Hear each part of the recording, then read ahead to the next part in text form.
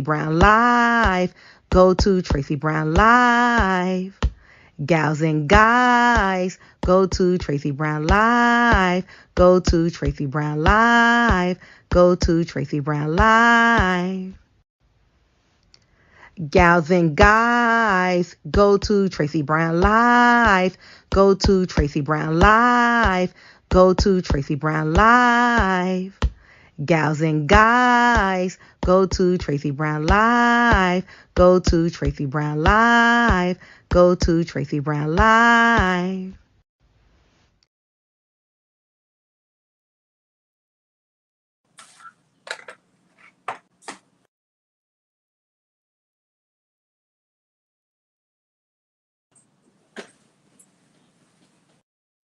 Hello, everyone. This is another episode of Conversations with God. We are on page 57, and sit back, relax, and let's begin the process of understanding that we all can have these conversations with God. I also want to tell you that even if you have done something wrong, still continue to have these conversations with God. God really is a forgiving God. And half the times what you think is wrong, God is like, child, if you read the Bible, there are so many people that did so many things wrong in the Bible. What you did was nothing, right? So I don't want you all to be hard on yourself, right? Based upon religion. I want you to understand that God really is a forgiving God. He's not trying to make you pay for something forever. All right. And your growth with any mistakes that you have made has everything to do with you and not with God. Right? God just wants you to recognize that, okay, that was a mistake, and I even feel the mistake. So that's how I really know, right, that this was not good for my soul, right? And so I want to operate better, right? And I'm going to try to operate better, but just be careful. Oh, here's my bag. Oh my God, I'm so happy. Yes, God, yes. Oh my God, I thought I lost my makeup bag, which has an extra set of keys in it. And it's been bothering me because I'm like, I don't go anywhere. I go to my car, I come home. Why wasn't it where it should have been? And oh my God, I found it. Yes, God loves me.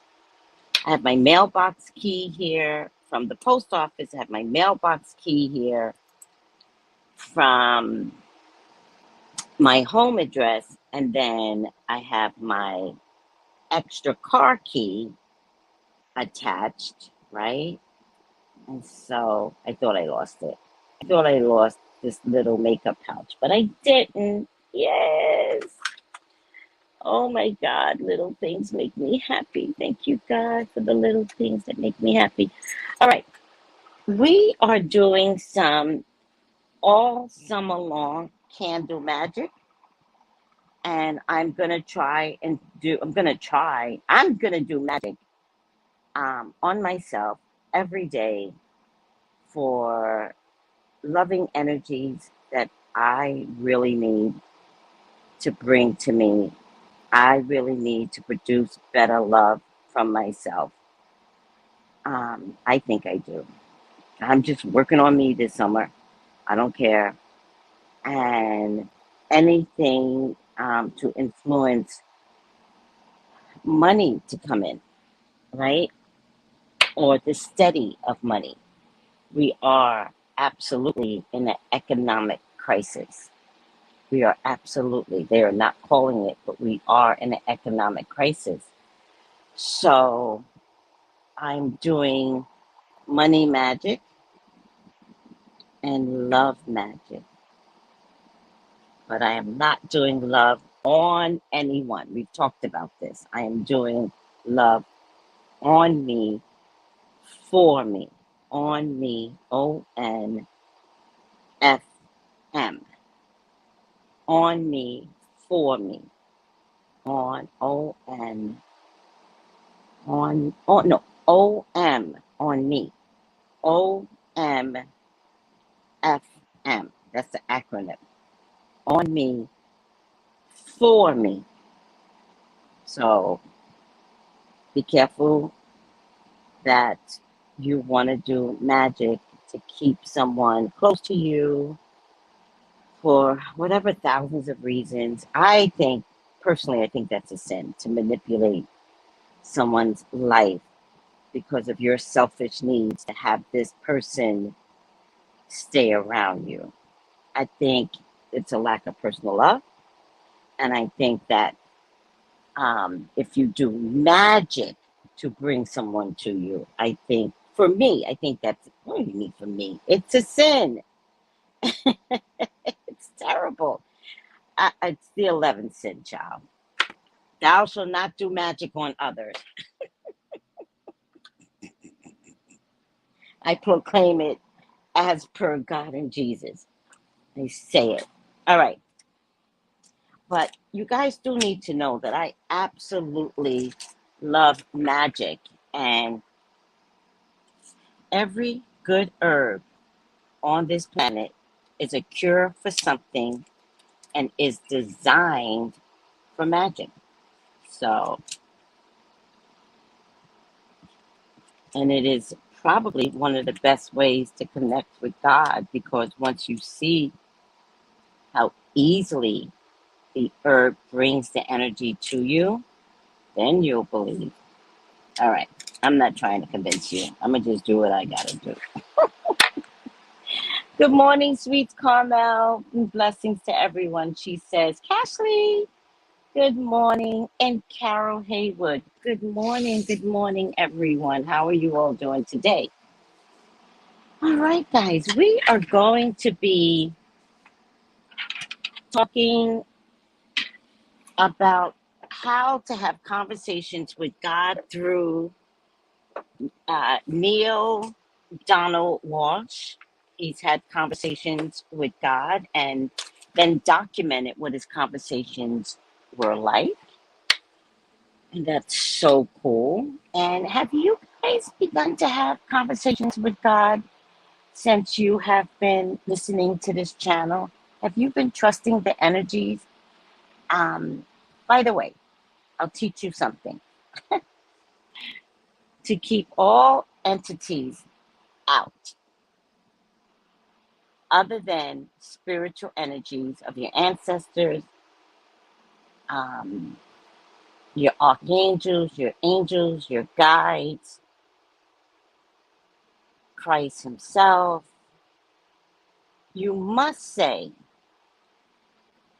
you must be of God. If you are not of God, get out. So as you're talking and hearing the messages, if you practice, you must be of God. You must be of God in order to talk to me. And if you are not of God, get out. And they have to leave. But you have to insist by way of using your words. All right? So I'm going to start actually on page 56, but we're on 57. Or maybe, actually, okay, I'll start on 56. And I'm starting at the bottom of the page where it says, love is the ultimate reality. I love that, by the way.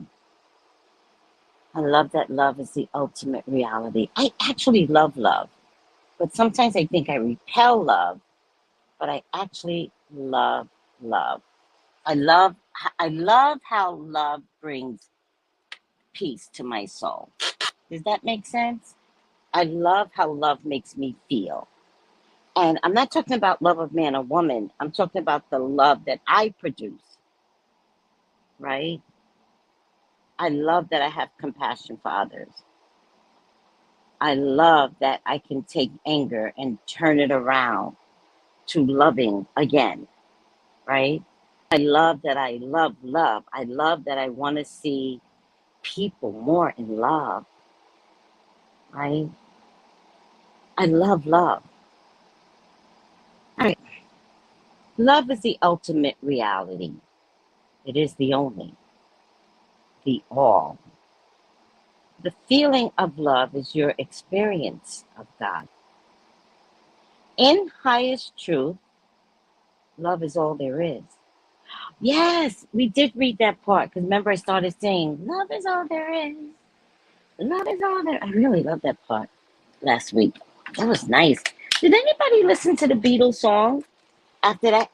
You know, I'm not a fan of the Beatles. Sorry to say to all those that thought the Beatles was like the next thing best from sliced bread, right? It just wasn't my era. The 70s wasn't my era. And so that included, I think the Beatles were in the 70s. That included the Beatles, right? So I didn't get the fever of the Beatles as everybody else. But when I listened to the Beatles, I think it's Love Is All There Is. I think that's the song. I don't remember anymore. And I looked at the words. The words were so beautiful that I feel like I missed out on something not investing in the era.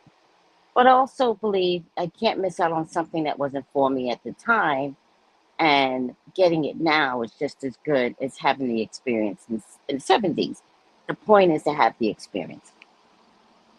So love is all there is, all there was, and all there will ever be. When you move into the absolute, you move into love. The realm of the relative was created in order that I might experience myself. This has already been explained to you. This does not make the realm of the relative real. It is creative reality you and I have devised and continue to devise in order that we may know ourselves exponentially. Yet the creation can seem very real. Its purpose seems so real. We accept it as truly existing. In this way, God has contrived to create something else other than itself. Through its strictest terms, this is impossible. Since God is, I am all that is. In creating something else, namely the realm of the relative, I have produced an environment in which you may choose to be God, rather than simply be told that you are God, in which you may experience God headed as an act of creation rather than a conceptualization in which the little candle in the sun, the littlest soul, can know itself as the light. Fear is the other end of love. It is the primal polarity in creating the realm of the relative. I first created the opposite of myself, now in the realm in which we live on the physical plane. There are only two places of being, fear and love. Through rooted in fear will produce one kind of manifestation on the physical plane. Thoughts rooted in love will produce another. Thoughts rooted in fear will produce one kind of manifestation on the physical plane. Thoughts rooted in love will produce another. The masters who have walked the planet are those who have discovered the secret of the relative word and refuse to acknowledge its reality. In short, masters are those who have chosen only love in every instant, in every moment, in every circumstance. Even as they were being killed, they loved their murderers. Even as they were being persecuted, they loved their oppressors. This is very difficult for you to understand, much less emulate. Nonetheless, it is what every master has ever done. It doesn't matter what the philosophy, it doesn't matter what tradition, it doesn't matter what the religion. It is what every master has done. This example and lesson has been laid out so clearly for you, time and time again, over and over has it been shown through all the ages and in every place, through all your lifetimes and every movement. The universe has used every the universe has used everything to place this truth before you in song and in story, in poetry and in dance, in words and emotion, in pictures, emotions, which you call motion pictures, and in a collection of words, which you call books. From the highest mountain, it has been shouted, in the lowest place, its whisper has been heard. Through the corridors of all human experience has this truth been echoed. Love. Love is the answer. Yet, you have not listened. Now come you to this book, asking God again what God has told you countless times in countless ways, yet I will tell you again. Here, in the contents of this book, will you listen? Will you hear truly? What do you think brought you to this material? How does it come to pass that you are holding this book in your hands? Do you think I know not what I am doing? There are no coincidences in the universe. I have heard the crying of your heart. I have seen the searching of your soul. I know how deeply you have desired the truth. In pain have you called out for it, and in joy. Unending have you beseeched me. Show myself, explain myself, reveal myself. I am doing so here in terms so plain, you cannot misunderstand the language so simple, you cannot be confused. In vocabulary so common, you cannot get lost in the verbiage. So go ahead now. God says, ask me anything, anything, and I will contrive to bring you the answer. The whole universe will I use to do this. So be on the lookout. This book is far from my only tool. You may ask a question and put this book down, but watch, listen. The words to the next song you hear, the information in the next article you read, the storyline of the next movie you watch, the chance utterance of the next person you meet, or whisper of the next river, ocean, breeze that caress on your ear. All those devices are mine. All these avenues are open to me. I will speak to you. If you listen, I will come to you. If you invite me, I will show you then that I have always been there. Always. Whew. That's the end of chapter 1, I guess. Jesus Christ, that was deep. I really liked that part, and I hope you guys were able to hear that part where God is saying to you all that He hears you in your pain, He hears you when you're happy and joyful, and that if you want to know something, go ahead and ask Him, and then trust that you will get your answers. Now, me personally, I wouldn't go on a big scale, right? I would not say to God, show me my husband, right? I would say to God, show me that I'm not waiting in vain for my husband. Oh, I don't need a husband actually for my love partner. I actually don't need a husband. I don't need that finale. I want a love partner. And actually, I don't even want my love partner to live with me, right? No, I want them to have their own place. And I want him to be able to say, can I spend a night? And I could be like, yeah. Or they could say, I'm going to go home tonight. I'm like, okay, see you later. Without worrying whether or not this guy loves me. I don't need the husband. Like, but I do need the love partner, right? And love partner for me doesn't even mean sexual, right?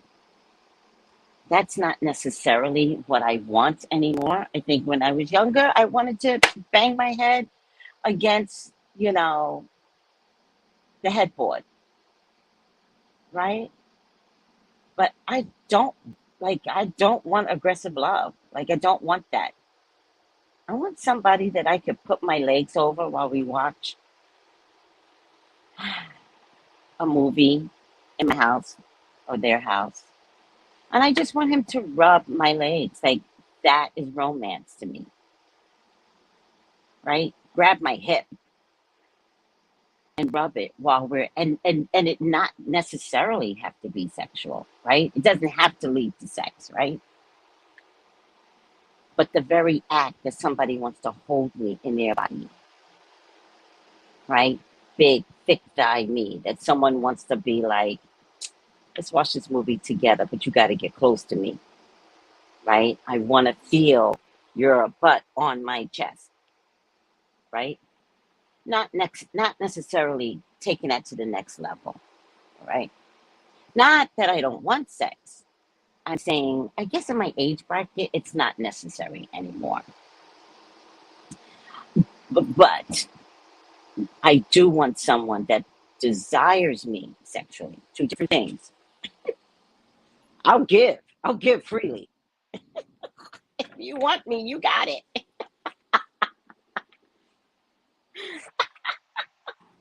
All right. I've lost my mind.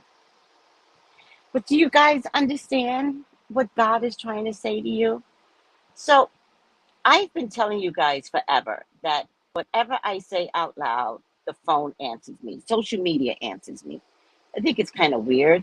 And I kind of like am a little afraid that everything I say comes through. So I'm kind of like mad at Apple. Like, are you guys listening to everything that I say? And it's possible. Or is it God making the production for Apple to listen to everything that I say? So the other day, I don't know who I was talking to. I think I was talking to you guys on Good Morning America. Good morning. Why do I do that? Good morning, Tracy. And I said, I think one of my legs is shorter than the other. And I'm really pissed about it. It turns out it might be a hip alignment that is slightly screwed, right? And I was a little pissed about it. And I was like, oh, well, I guess I have to live with this shorter leg syndrome, right? But I was like, well, did I always have a shorter leg? I was so confused by this. Like, what happened? Few days later, I get an IG post where someone says, and I saved it, where someone says, if you've got one leg shorter than the other, do these exercises. And I was like, son of a bitch.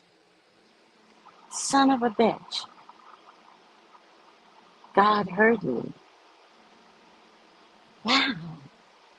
And that happens to me a lot. I don't care who I'm talking to, what I'm talking. And I tell my clients now, I was like, okay, now that we've had this conversation, I promise you, YouTube or social media is going to show me something. And when it shows me, I'll send it to you. Right. And they were like, okay, Tracy. Okay. I'm like, I'm not kidding. I'm not kidding. The minute I have a question about something, YouTube's going to show me, right? So I think it's so cool that you are invited to talk to God, right? I grew up Catholic, right? And there was no such thing in the Catholic Church where you're given permission to talk to God. That's not the way it works in the Catholic Church. In a Catholic Church, you got these intercession, these people, these saints, and you pray to the saint, and the saint will talk to God on your behalf, or you talk to the pastor and you confess your sins to the pastor, and then the pastor will forgive you, and not God, but the pastor, no wait, the priest will forgive you. And then I'm just glad I found my makeup pouch. Oh, God loves me so much. Ugh, I need you. Please never leave me, makeup pouch. I need you. Okay, I digress. And then the priest, you go in this stupid booth in the Catholic Church, and you go, for God, Father, please forgive me because I have sinned. And you start this practice young. Like, you got to go. I think it's right after communion. So you're like 9 or 10, and you're going into this stupid booth where you feel like weird, and this priest, I don't know, do you guys know anything about this in the Catholic Church? He opens up this window and there's this mesh, and you never quite see the priest's face, right? You always see his peripheral profile, and you go, you're like 10, right? And you're like, Father, I have sinned. And it's like, yes, child, tell me what you have sinned. And you don't even know what a sin is, so you try to make up stuff, right? You're like, I threw my mother's underwears in the garbage. Like, you're just making up shit because, by the way, if you're going to sin, it gotta be good. But you haven't learned how to do bad sin, right? There's no such thing as stealing back in the day, right? You didn't have that in your system. Although I think these kids nowadays know shit that we don't know. They are coming down with like downloads already in there. Doesn't really matter. So you just make up some dumb shit. And then the priest, father, the priest goes, all right, yeah, 10 Hail Marys and 14 Our Fathers. And you literally leave that booth thinking, I got off easy. I got off easy. Just 10 Hail Marys. By the way, if you don't know, Holy Mary, Hail Mary, full of grace, the Lord is with thee. Blessed art thou amongst women, and blessed is the fruit of thy womb, Jesus. Holy Mary, Mother of God. Oh, damn it. I said I was going to forget it. Holy Mary, Mother of God. Damn it. Oh, it doesn't really matter. I forgot, right? So you would immediately go into the church, you kneel, right? I don't know what you all do in your churches, but you kneel and you recite the 14,000 Hail Marys, the 16,000 Holy Marys. Holy Mary, Mother of God. Damn it. It's really bothering me. Now I have to do it. Holy Mary prayer. Okay, hold on. Holy Mary prayer. Oh, Hail Mary, full of grace, the Lord is with thee. Blessed art thou amongst women, which is weird. Which is weird. Blessed art thou just amongst women, and blessed is the fruit of thy womb, Jesus. Holy Mary, Mother of God, pray for us sinners, now and at the hour of our death. Amen. But in any case, you say 1,000 of Hail Marys, thousands. Sometimes they'll add in the Our Father. The only reason why they would add in an Our Father is because they want you to memorize the Our Father. Seriously. That's the only reason they will add that. It's like kind of mandated that you learn the Our Father. And is Our Father the Lord's Prayer? It's kind of mandated that you learn the Lord's Prayer. So they trick you and make you do it in your confession. Alrighty now. So I don't know how you were brought up, but we weren't allowed to have direct conversations with God. That almost felt like a sin. By the way, in the Catholic Church, I didn't even know that God was God and Jesus was Jesus. We would call Jesus the Lord. So I used to be confused as who God was and who Jesus was, because we don't have Bible study in the Catholic Church. That's not a thing, right? So you miss a lot with the Catholic Church, the way it's designed to confuse you, right? And they revere Mother Mary over Jesus. It's okay. It's okay if you don't believe me. I really don't care. And so when you get a little confused as who is the highest authority amongst the three. And then there's a whole Holy Spirit thing that doesn't get introduced until you're, 18, 19, right? Then there's this Holy Spirit, and you're like, wait, there was a Holy Spirit the whole time? The whole time? And you miss the meaning and the understanding of the Holy Spirit, which is critical to the Trinity. But you don't really get that until you read a book by Dan Brown. And then you're like, wait, the Holy Spirit? Okay, I digress, guys. I digress. I must be on a high level today. And it wasn't until I was an adult that I realized my training had been off. So I started visiting other churches to figure out what I'm supposed to be embracing and feeling, and other denominations. And for the most part, most denominations still confused me, for the most part. But I've tried everything to invest in how to get as close to God as I possibly could, even if it meant going to another denomination. In any case, it took me a while before I truly figured out that God is God by visiting other denominations, that Jesus is seated at the right hand, and so he has the authority of God, that you are so allowed to talk to God. You are allowed to talk to God. And that became a beautiful thing, although it was uncomfortable for many years before I allowed myself to get comfortable, right? And so now I don't talk to God without Jesus. I do put them together. And then I invite the Holy Spirit to help influence the change based upon the conversations that I'm having with God and Jesus. Love is the ultimate reality. It is the only, the all. The feeling of love is your experience of God. In highest truth, love is all there is, all there was, and all there will ever be. When you move into the absolute, you move into love. The realm of the relative was created in order that I might experience myself. This has already been explained to you. This does not make the realm of the relative real. It is a created reality you and I have devised and continue to devise in order that we may know ourselves exponentially. Yet the creation can seem very real. Its purpose is seen so real. We accept it as truly existing. In this way, God has contrived to create something else other than itself.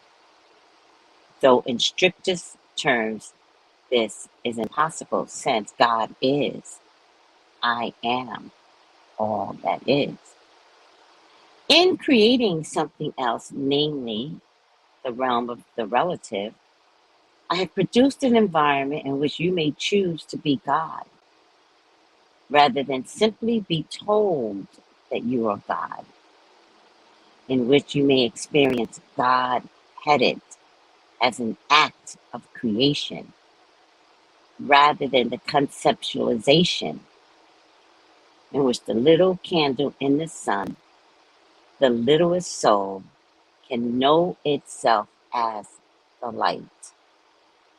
So I think I get that. Like if a candle is held up against the sun, which is so massive, which gives us light, does the candle believe that they too are the light standing next to the sun? Can you, the candle, the little candle, be as big as the sun if you believe that? Right? You ever go to college and in the first years of going to college, you're a real student, child. You are absorbing, you are disciplined, you just want to like eat up the energy and you listen and you take in. And then midway through college, after a couple of years, usually in your third year, you start to recognize the empowerment of your soul from the immense amount of education that you have received in the last 2 years of your studies. So by the third year, you've taken on so much, and you know that you're learning something new in the third year, but you're also knowing that you're not coming in knowing nothing. So you walk into your third year more ready to take in, but more importantly, to give back, to have a dialogue, to have a debate with your teachers, to understand in my third year, I'm beginning to be what I'm walking into. I'm beginning to be that, right? And then by your fourth year that you enter, we're not at graduation yet, you can have the most healthiest of debates with your professors. Because now that same professor that would have taught Psychology 101 to you, and you would have been impressionable, and you would have listened without debate, and you would have done that in Psychology 102, you're now in Psychology 104, 105, 106. I don't know if those numbers exist, but they used to exist like that when I was a kid. And now you're having debates with the same person who needed to feed you information. And some of these debates turned into amazing, amazing students, where sometimes you can stump your own professor. That little candle is you. The professor is the sun. And now the professor, God, has placed inside of you the ability to stand against him and be one with your spirit and your education and your truth, and speak with your education almost on the same level as your professor. Because the idea is for you to grow. The idea is for you not to conceptualize that you can be God, but to have the God be in you and to stand accordingly. I have God in me, and that's how I know this. And that's why I stand on this debate, still back at college, right?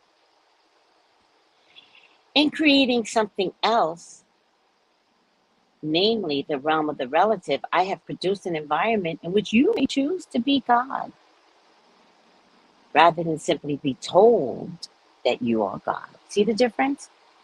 If I have Ezra around me, I will tell Ezra, right? You can be God. Ezra doesn't have to believe it. Ezra has to know it. One day I was with Ezra And I was tricking him, right? And the doors to the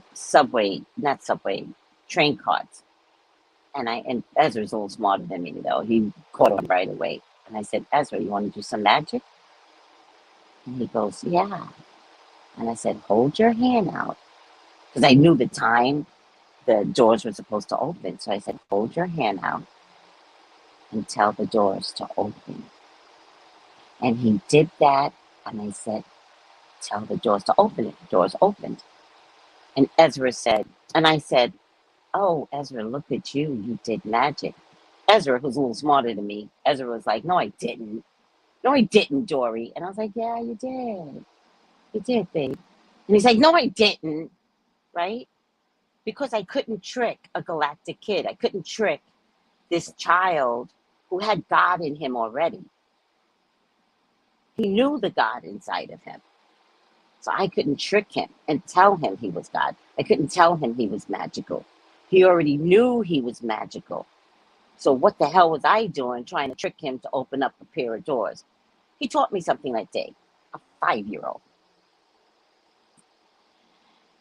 Rather than simply be told that you are God, in which you may experience God headed as an act of creation, rather than conceptualization, in which the little candle in the sun, the littlest soul, can know itself as the light. Are you the light when you walk out in the world? Do you stand with God in you, a part of you? Because we might want to practice God in us. Fear is the other end of love. It is the primal polarity in creating the realm of the relative.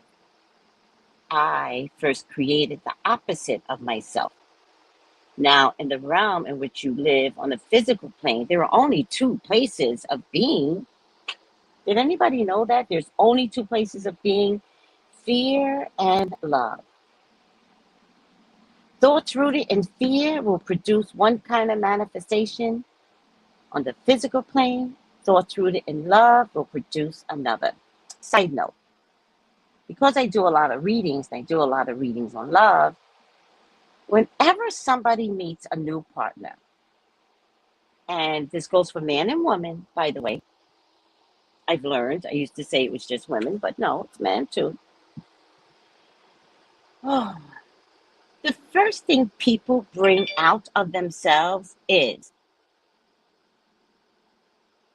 I'm afraid to love, Tracy, because of my past.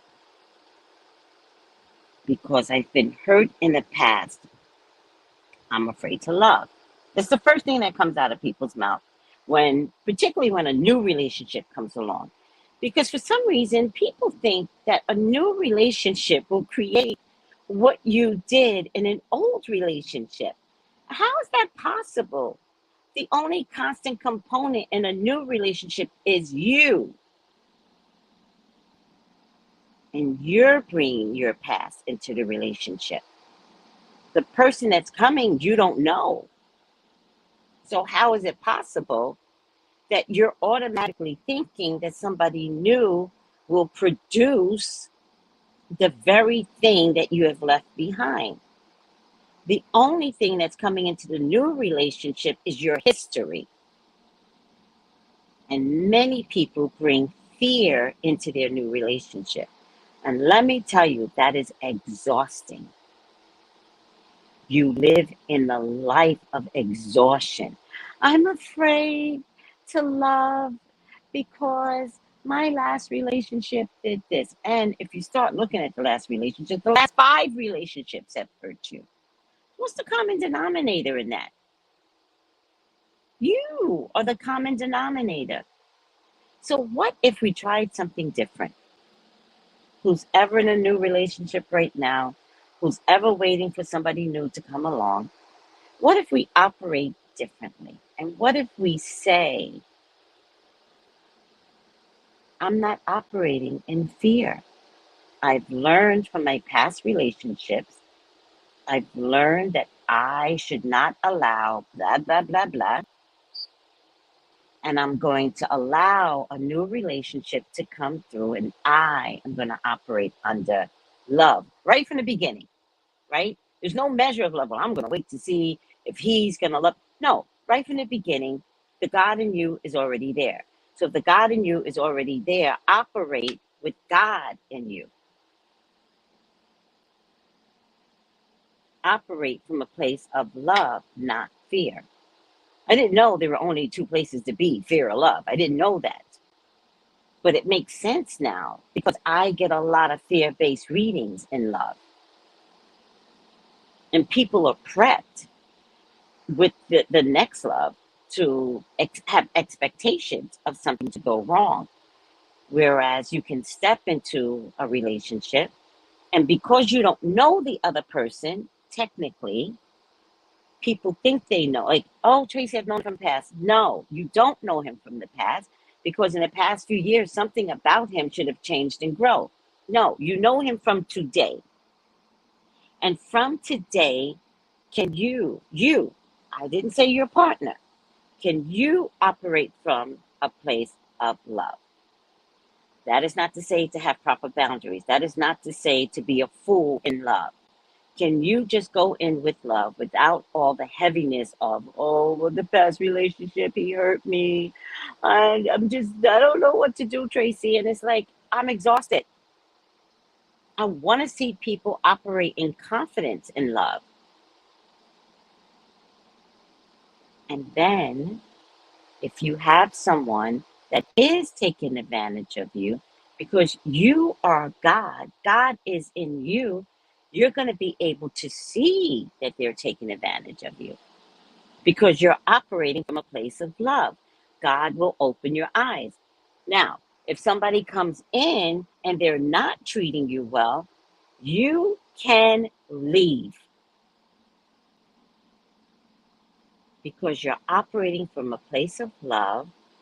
And love starts and begins and ends with you. And when you walk away from someone that is not treating you well, that actions does not fit right with your soul, that gives you anxiety, gives you like a strain, if you walk away, you're not only teaching yourself how to love you, but you're teaching the other person that these are my boundaries. And imagine if everyone did that in relationships. Then narcissists and evil people couldn't get in if everybody was operating from the same place of God in them and love in them. As it stands, most people operate in fear. And when you operate in fear, what does it say here? Fear is the other end of love. It is the primal, keyword polarity. Thoughts rooted in fear will produce one kind of manifestation on a physical plane. So when you go in not understanding who you are in a relationship, trust who you are, love who you are, where you're standing in life today, trying to get better with the God that's in you, nothing can be created on a physical plane because you're not going in on fear. But trust and believe there's many people out there that sense that fear and knows exactly what to do with it and fucks with your mind. And before you know it, what are you doing? Checking their phone, following them around, following them on social media, because now you've driven yourself crazy. If you've got to go through that, the God in you is lost and you're not operating under love. Me personally, if I were dating someone and they were cheating, one, I would find out. Trust and believe. I'm never going to worry about somebody cheating on me. It will come to me, period. And how? Don't worry about it. But it's nothing I'm ever going to worry about. My point to you is, I wouldn't care. I'm not going to spend any of my good energy chasing anybody around, trying to figure out why and how they're being unfaithful to me. When I find out, I'm out. And I've proven that. Because when the husband that I loved cheated on me, I was like, this man don't love me. Let me get out. And I've done it with subsequent boyfriends, right? Because the bottom line is, I don't want anyone to change the kundalini of self-love inside of me. And if you're operating in a particular way, you're operating because of lack of love for me. And I can see that, and I'm out. And we have created a generation of people that just cheat. I think it's amazing. And not only have we created a generation of people that just cheat, we have created the same generation of people that just accepts cheating. Cheating is not a sexual thing. Cheating is from the heart. And so when you cheat on me, your heart can no longer be with me. And that's why I'm out. I'm like, I'm good. I enjoyed your company while God let me have your company. I'm out. Peace and love. And I go about my business. Not to say that I might not be a little depressed if I find out. Yeah, it could happen. I could be depressed. But I won't stay in something that doesn't operate from the place of love that I'm giving. The masters who have walked the planet, or those who have discovered the secret of the relative world, refuse to acknowledge its reality. In short, masters are those who have chosen only love in every instant, in every moment, in every circumstances, even as they were being killed. They loved their murderers. Even as they were being prosecuted, they loved their oppressors. This is very difficult for you to understand, much less emulate. Yeah, I don't know if I could love my murderer. I don't know if I could love somebody that's persecuting me. I don't know. I don't know if I got that much love inside of me. I got a lot of growing to do, God. We'll work on that. We'll work on people prosecuting, and I'm supposed to love them. I'm not Mother Teresa. Oh, by the way, guys, why in my car seriously, the crazy shit constantly happens to me. Why in my car do I find a card in the front seat with Mother Teresa's picture, who I adore? I absolutely love Mother Teresa. And a saying on the back. I'll take a picture of it and I'll show you. I don't know where I got it from. I have no idea. So now it just sits in my cup holder. Every once in a while, her face will make an appearance. And I just put my cup on top of the picture. Yep, with some saying. I got to figure out who Mother Teresa was and why she's showing up in my life right now. It's weird. All right. Side note. All right. This is very difficult for you to understand, much less emulate. Nevertheless, it is what every master has ever done. It doesn't matter what the philosophy, it doesn't matter what the tradition, it doesn't matter the religion. It is what every master has done. This example and this lesson has been laid out so clearly for you, time and time again, over and over, has been shown to you. Through all the ages, in every place, through all the lifetimes, through every moment, the universe has used every contrivance to place this truth before you in song, in story, in poetry, in dance, in words, and emotion pictures, which you call motion pictures, in a collection of words, which you call books. In the highest mountain it has been shouted, in the lowest place its whisper has been heard. through the corridors of all human experience has this truth been echoed. Love is the answer. Yet have you not listened?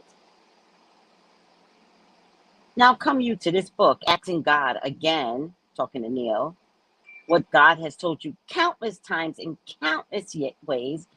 Yet I'll tell you again, here in the contents of this book, will you listen now? Will you truly hear? What do you think brought you to this material? How does it come to pass that you are holding in your hands this book? Do you think I know not what I am doing, says God? There are no coincidences in the universe. None. We know that. I have heard the crying of your heart. Man, I cried for 2 years for a car. I really thought God was like, yeah, not listening. I have seen the searching of your soul.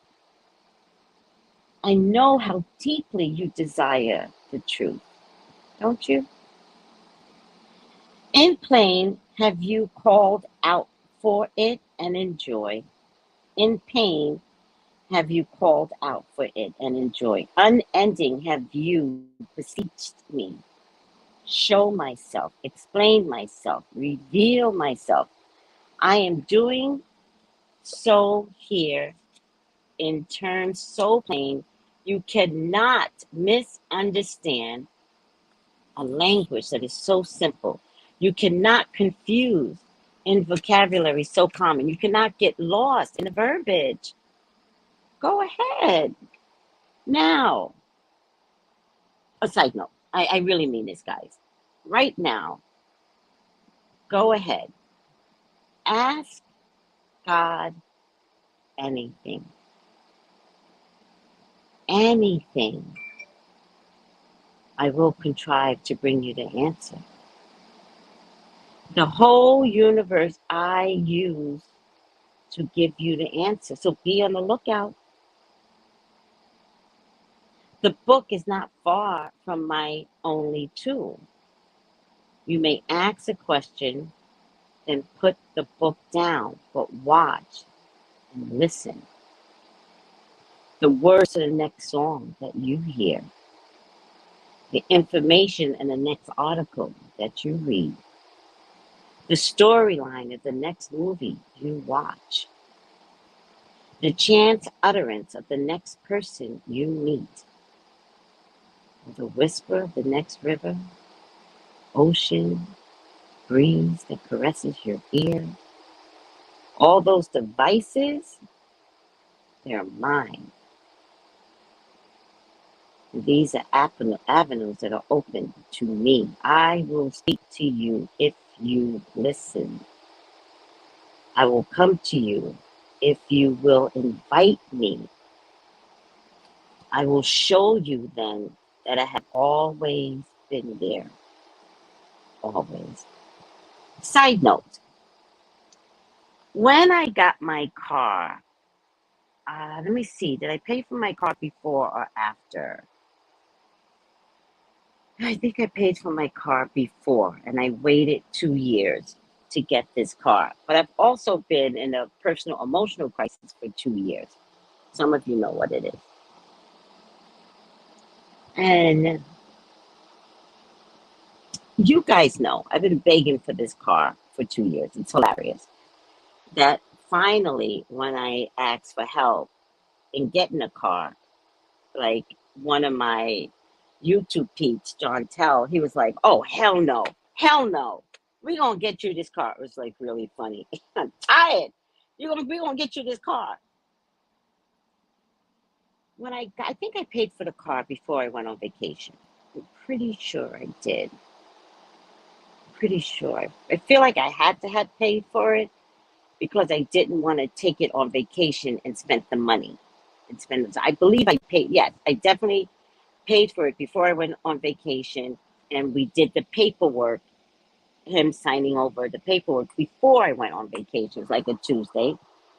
And then I left the car with him because he still had some running around to do. By the time I got back, he had already been gone. And I didn't even have the keys to the car. That's how much I had to trust God. And I told Miss Ma'am over here, driving me crazy, Miss Daisy, I her, told him to leave the car with her, right?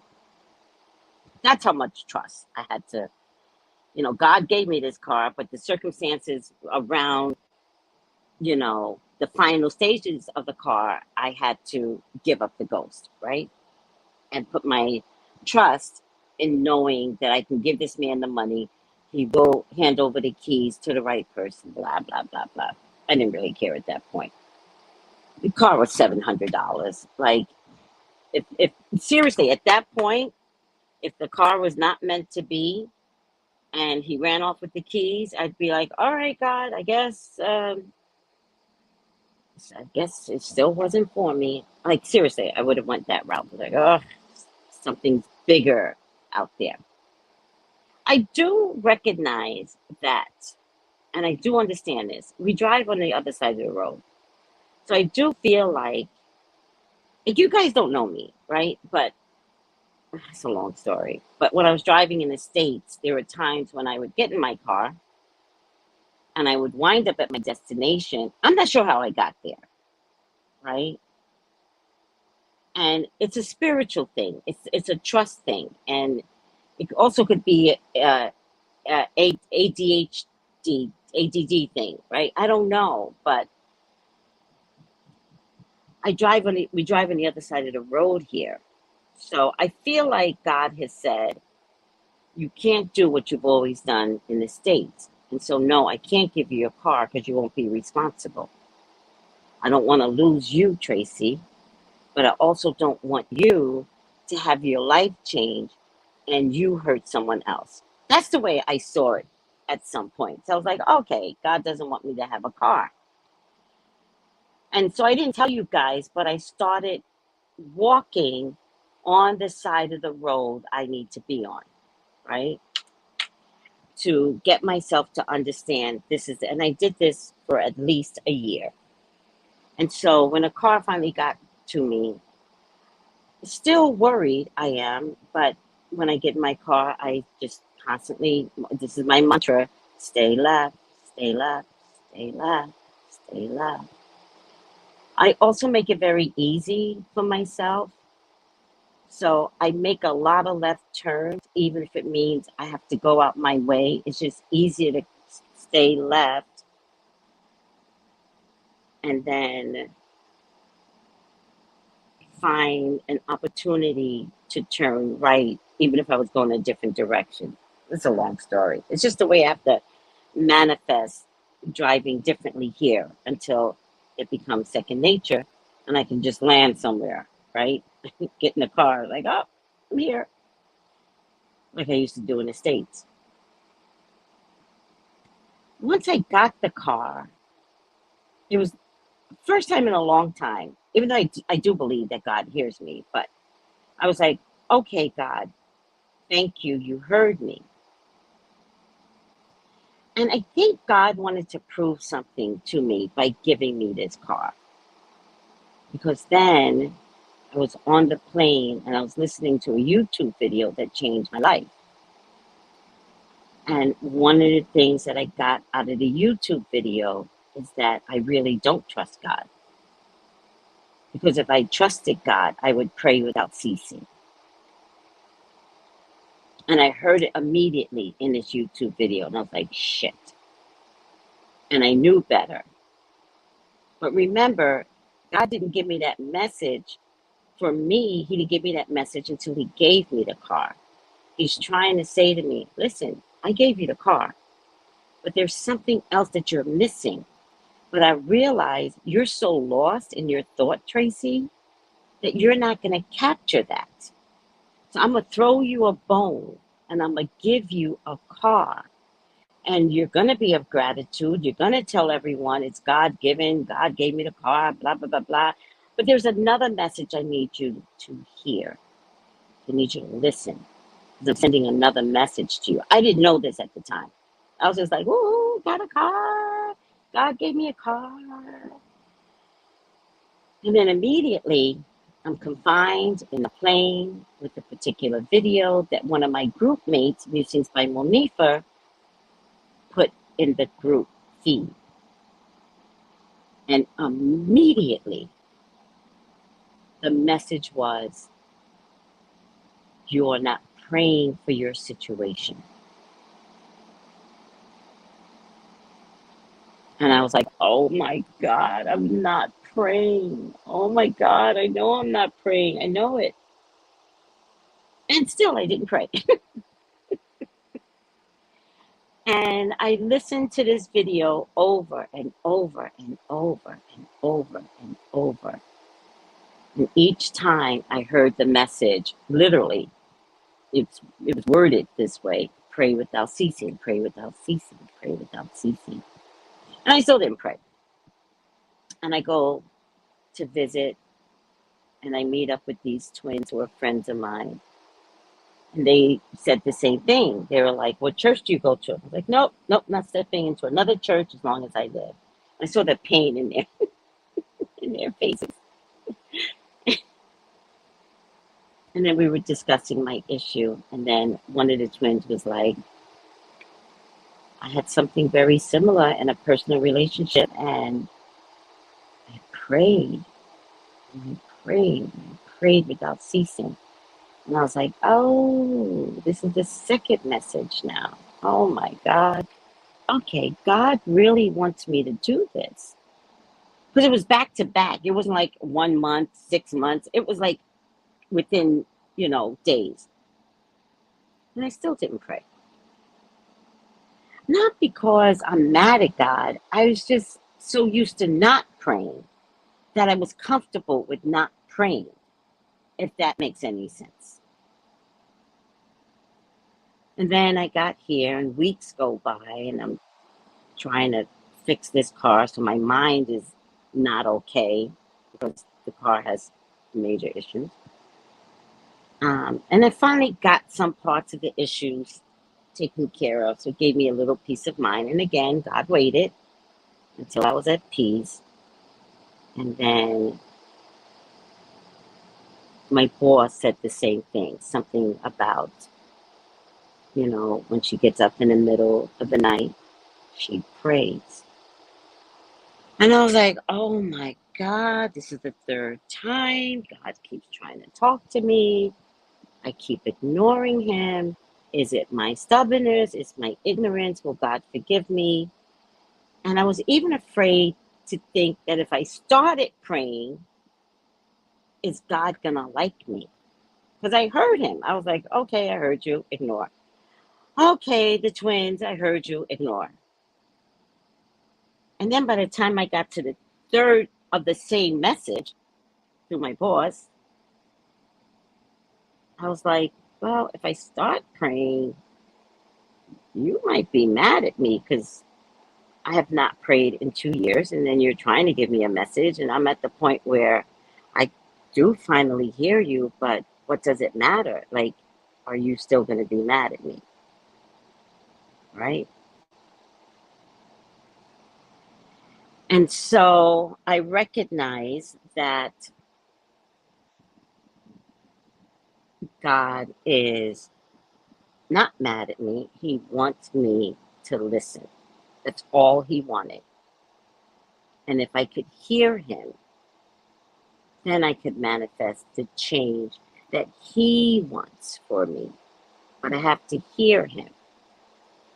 Back to the book. So go ahead now. Ask God anything. Anything. And I will contrive to bring you the answer. The whole universe will I use to do this. So be on the lookout. The book is far from my only tool, says God. You may ask a question. You might put the book down. But watch and listen. Listen to the words of the next song you hear. The information in the next article you read. The storyline of the next movie you watch.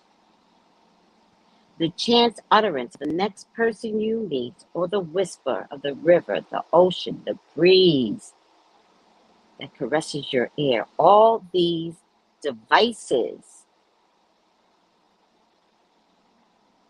are mine. All these avenues are open to me. I will speak to you if you will listen. I will come to you if you will invite me. I will show you then that I have always been there. Always. Wow. Try it, guys, because I think that is just beautiful.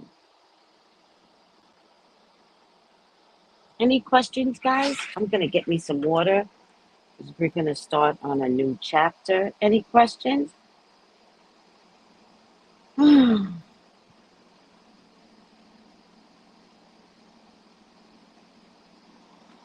me take a quick break and let me get some water. I'm out of water.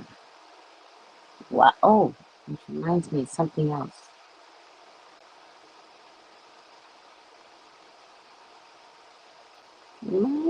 Something else.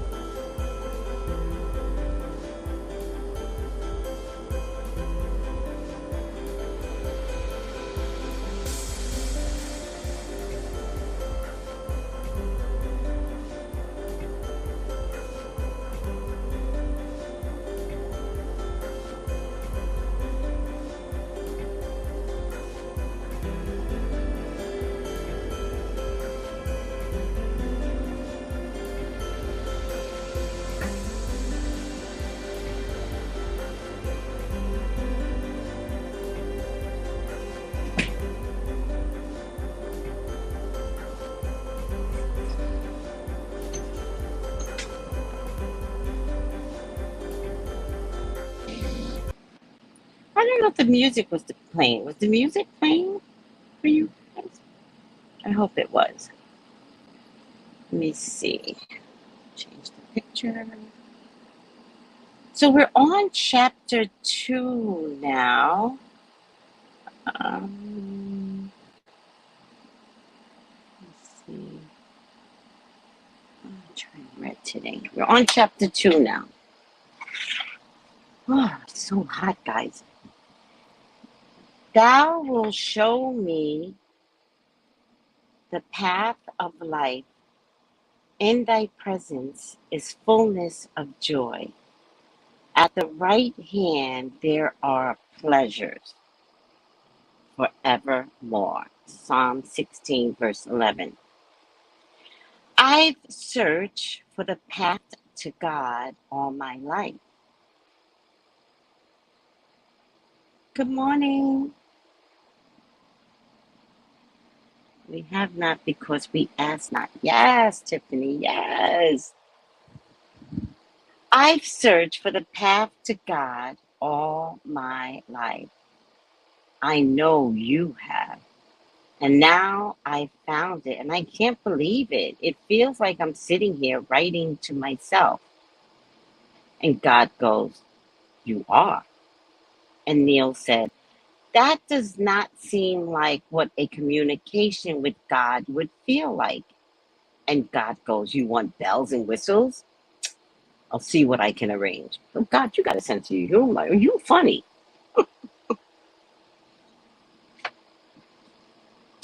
You know, don't you, that there are those who will call this entire book blasphemy, especially if you keep showing up as such a wise guy, smart guy, wise guy. Let me explain something to you. You have this idea that God shows up in only one way in your life.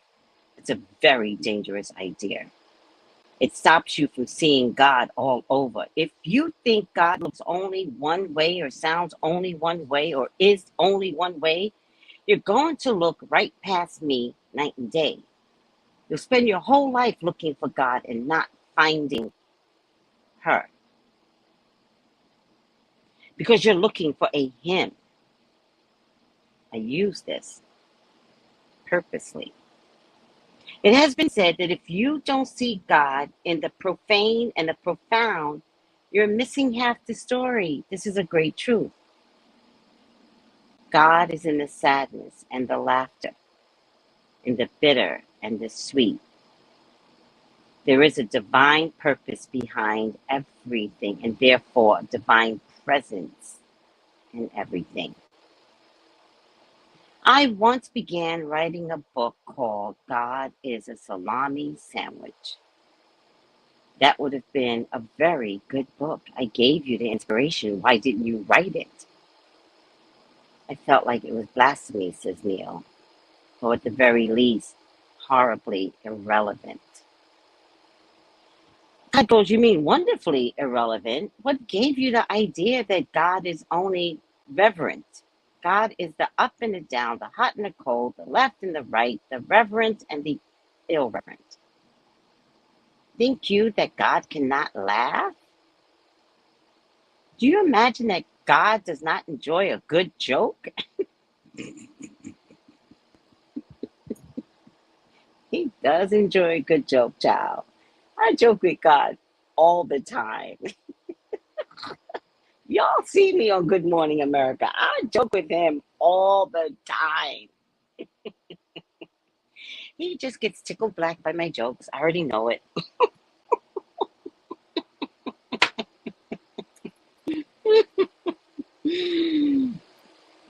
Do you think God cannot laugh? Do you imagine that God does not enjoy a good joke? It is your knowing that God is without humor. I tell you, God invented humor. But like, what are we doing? Like, you don't get to laugh as if you created the laugh. This isn't God. This is me now, right? You laugh. You're sarcastic. I love sarcastic people. Love them. I think they are amazing. A little bit evil inside of sarcastic people. But if you just get that dry humor, you'll be on the floor with sarcastic people. All that is God. I never thought I created my sarcasm. You know, I thought, well, if I got sarcasm, God must be a funny man. You must speak in hushed tones when you speak to me. Is that what you think? Or slang words or tough language outside of me? I tell you, you can speak to me as you would speak to your best friend. Does anybody ever realize that? Again, what I'm teaching you in this book, I had trouble with. Again, I came from the Catholic Church. I was not allowed to talk to God, you know? And then one day, my dad went to tell a story about Jesus. And the way he told it, I looked at my mother and I was like, this is fucked up. The way he told it, because he called it like, Jesus, the cat, that cat came over, that cat was born. And I was like, what? This is the ghetto version of Christ is born?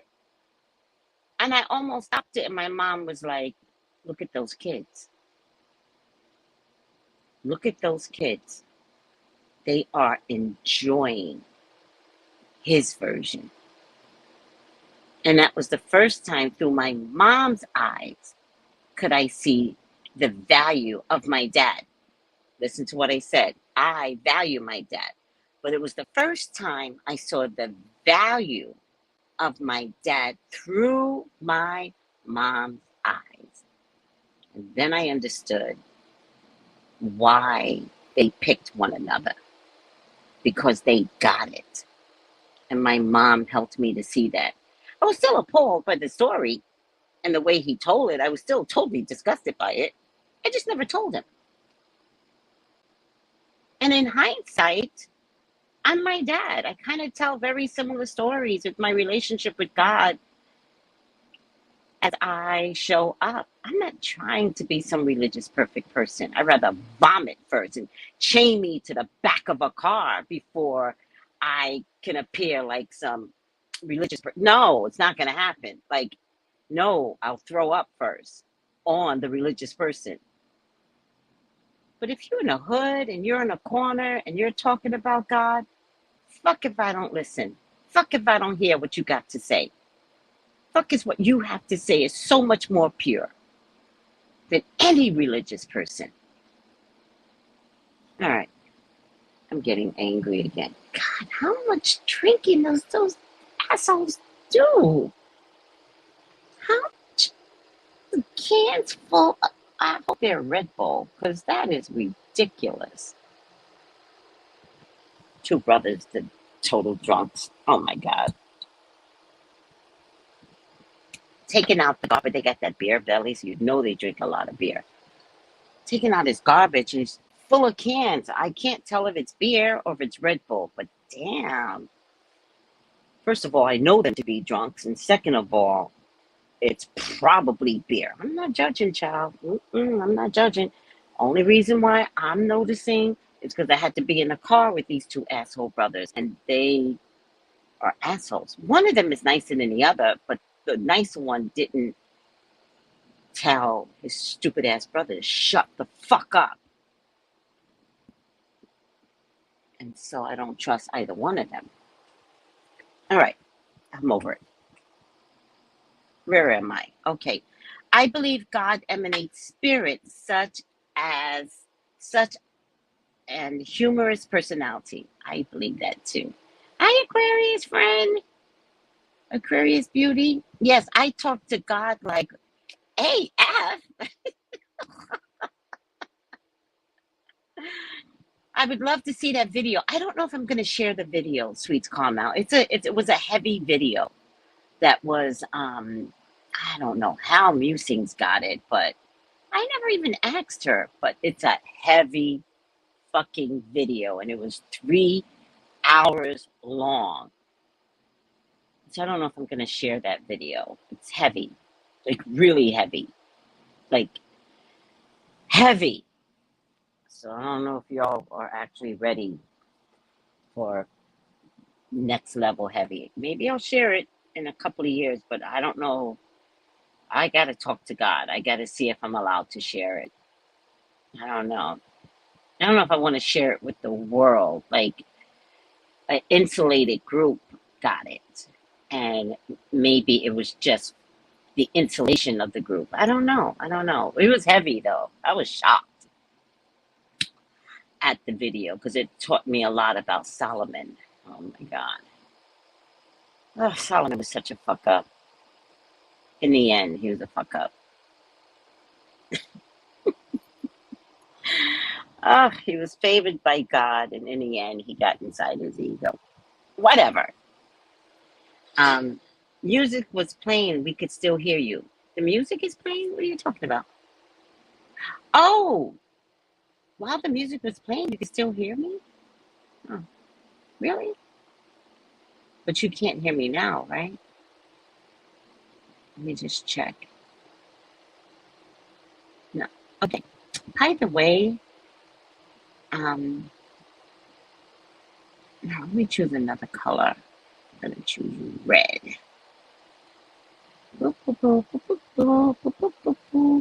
Red. Nope. More red. Nope. Nope. Nope. There you go. I like red. Okay.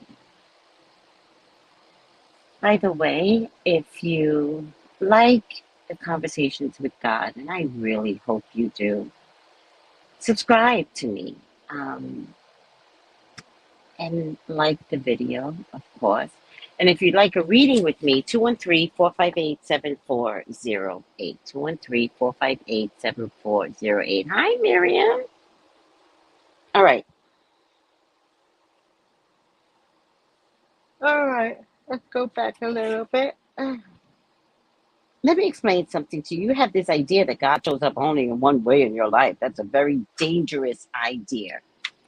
It stops you from seeing God all over. If you think God looks only one way or sounds only one way, or is only one way, you're going to look right past me night and day. You'll spend your whole life looking for God and not finding her because you're looking for a him.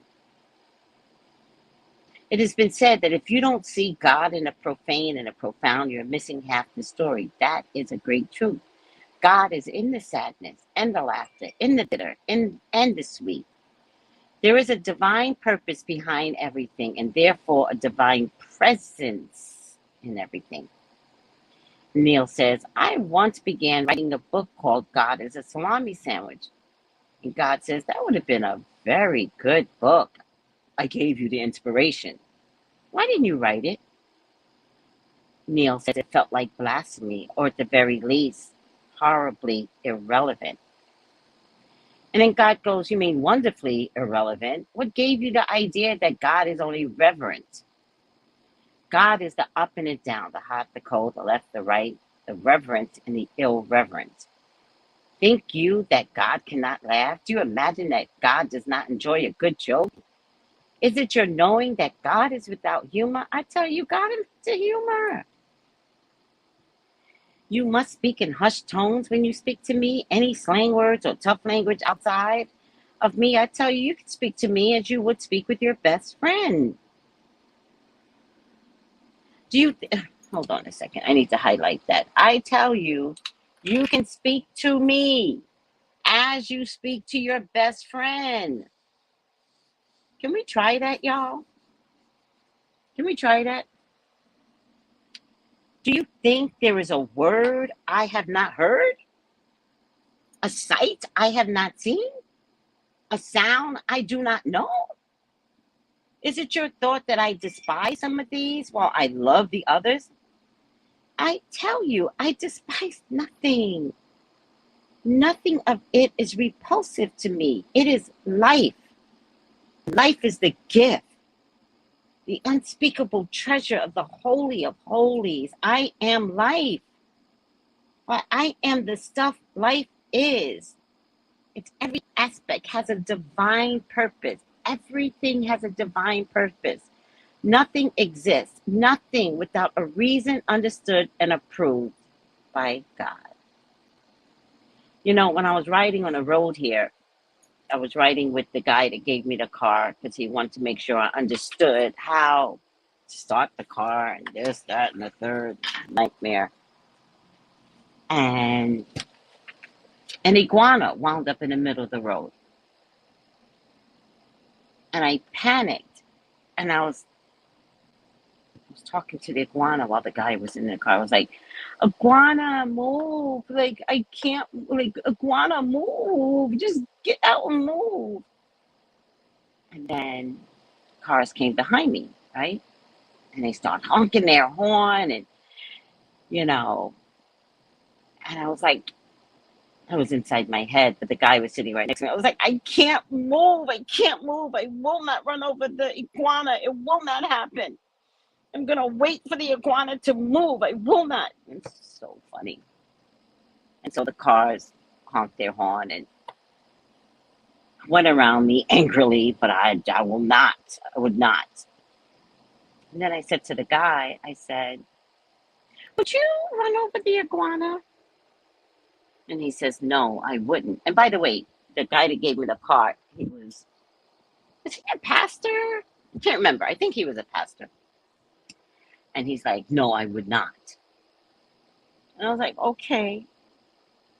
And then I looked at him and I said, you know, the iguana could be saving me from an accident. And he goes, it's possible. And I said, there's God. There's God.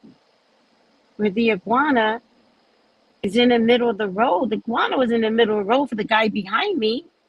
He was in the middle of the road for me. So that's my message. Slow down, or you're about to meet up. I don't know, but it's possible that God was the iguana or her. Am I looking for him, or am I looking at God in the goddamn iguana? God is the iguana. I am life. I am the stuff that life is, and every aspect has a divine purpose. Every aspect. Nothing exists. Nothing without a reason, understood, and approved by God. This is going to sound crazy, y'all, but y'all need to get a grip. Every murder is approved by God. I promise you. I know it sounds crazy. Every purpose, every birth is approved by God. Every heart failure, every death, every good person, every bad person, God is there. When something bad happens, what are we learning from it? Can we learn from it? Are we trying to learn from it? But God's design is in all of it. All of it. Trust and believe. You know, side note, again, listening to YouTube, and I was like, all right, God, how is this going to be useful to me? Right? So yesterday, listening to YouTube, which feeds me, this is how God talks to me, I got a story about Martin Luther King and this woman that changed.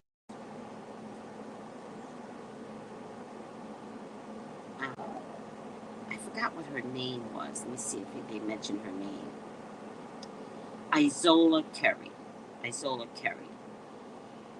And Isola Curry was a woman that was sent to meet up with Martin Luther King, right?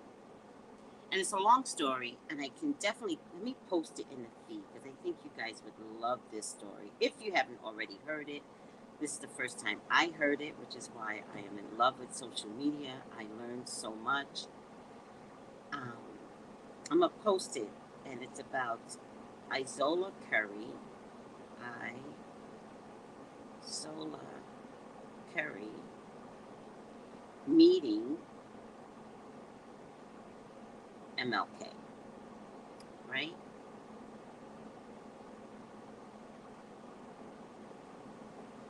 And she was basically a woman that had some mental issues. And she was her mental issues were being heightened just before the civil rights movement had begun, right? And I forget at which point the civil rights movement began. I don't know if I think the bus situation had already started, but that's not necessarily, that was just before the movement began. So I believe, if you look at the video, it's all of 11 minutes long. It's an amazing, um, it's 11 minutes long. Amazing story, Isola Curry. And at some point, she meets up with Martin Luther King.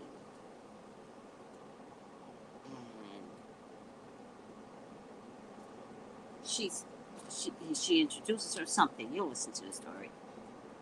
And when he told her her name, right, she got more crazy. More crazy. Now, Isola Curry had a knife in her purse, and she plunged the knife into Martin Luther King's chest. This was before he picked up the movement. And I remember being told the story that Martin Luther King was not going to do this movement thing. They were begging him. He was like, no, I am not going to do this. This is not my arena. And I remember hearing that story, and I remember thinking, why would he say no in the first place? When we know what he has produced since. Why would he say no? Like, you're a pastor, you say you're of God. Why would you say no to such an important mission? This is what I'm thinking in my spirit as like maybe a 12-year-old, right? But God was in Isola Curry. I'm thinking, this is the way I am now perceiving it in my age bracket of 60. Because Martin Luther King wasn't going to do the movement. And Isola Curry comes along. She meets up with Martin Luther King. He introduces himself. When he mentions his name to Isola Curry, she went crazy and plunged, I think, like a steak knife in his chest. And inches from his aorta, which is the main artery, right?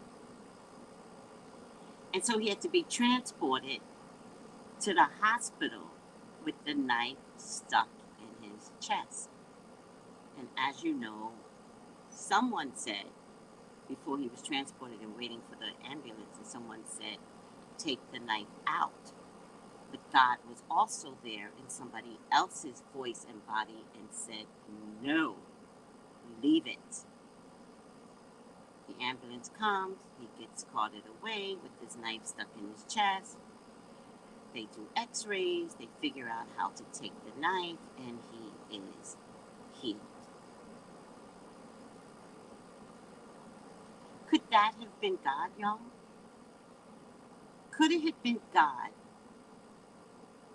authorized for Isola to stab Martin Luther King at a time when he was not going to participate in being the leader of this movement? Could that have been authorized by God? Could the knife in his chest and being so close to death had changed his mind? Remember what Martin Luther King said in his speech. He said, I have seen the promised land.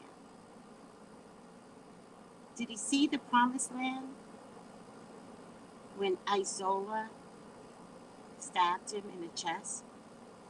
When he was under the knife? Was it then that he saw the promised land? Was it then that he had conversations with God? Was it then that he had a visit in heaven? And God is like, no, you're not dying today. I'm sending you back down, but you have to do this. And I'll bring you back. And this is where you're going to be. But you have things to do, and you've got to go down there And you have to be fearless, and you have to be powerful, and you have to recognize there's a fight down there. And I choose you to lead it. And how did Martin Luther King lead? With love. Although, I gotta tell you, side note, after his Vietnam speech, he was gonna start fighting folks. That's why he died. Because he was gonna pair up with Malcolm X. Listen to the Vietnam speech, because he was pissed. After his Vietnam speech, all hell was gonna break loose. And if he told black folks, that other cheek thing, we not doing that anymore, we fighting back, this would be a different America right now. Yes, it would be. Yes, it would be. But they knew what he was going to do. They, meaning the government, they had to take him out. My point to you is, God is in everything. You cannot create a thing, not a thought, not an object, not an event, no experience of any kind, which is outside of God's plan. For God's plan is for you to create anything, everything, whatever you want. In such freedom lies the experience of God being God. And this is the experience which I created for you in life itself. Life itself.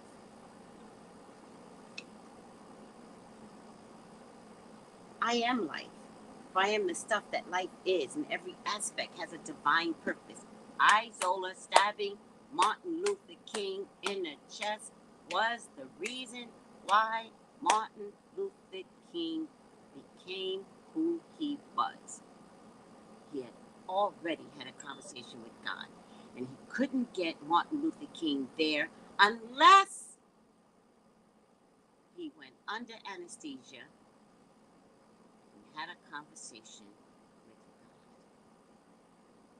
God. Isola Curry was the gift to the movement. Praise Isola Curry. Because I know when she got to heaven, God said to her, good job. That's right.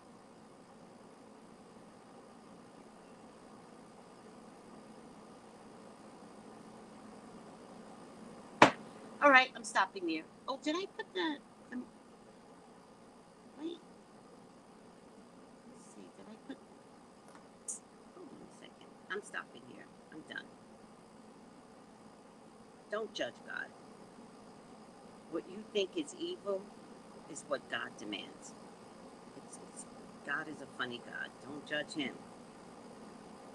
What you think you have done is evil, God is like, I already knew you were going to do that, and I'm glad you did.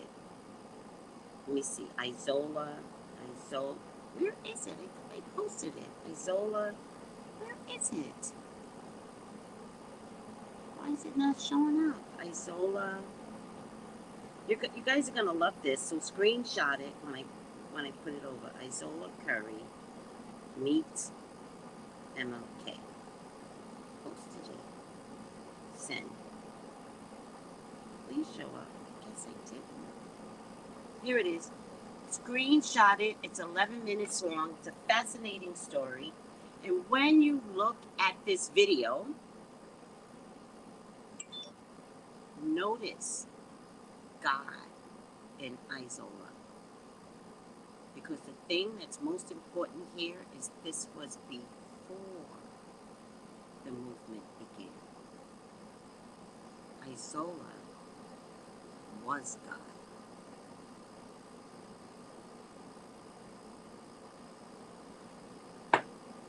I love you all. Thank you. I really appreciate you sticking by me. Enjoy your holiday weekend, everyone. Bye. Gals and guys, go to Tracey Brown Live. Go to Tracey Brown Live. Go to Tracey Brown Live. Gals and guys, go to Tracey Brown Live. Go to Tracey Brown Live. Go to Tracey Brown Live. Gals and guys, go to Tracey Brown Live. Go to Tracey Brown Live. Go to Tracey Brown Live. Gals and guys, go to Tracey Brown Live. Go to Tracey Brown Live.